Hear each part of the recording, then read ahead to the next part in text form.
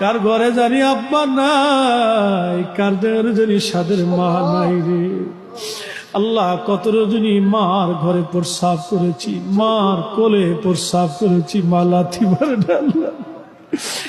এই বুকের মধ্যে জড়িয়ে ধরে মা বার বার বার চুমা খাইয়া আদর করে কলিজার ভিতরে লুকিয়ে রাখছে মা জননী।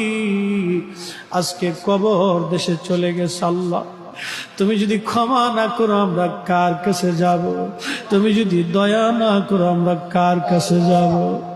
এলাহি মাহফিলের খাতিরে আমাদের বাবা মার কবরগুলি জান্নাতের বাগান বানায় দাও। রব্বির রহমহুমা কামা রব্বায়ানি সগীরা। বলছো তুমি কোরআনে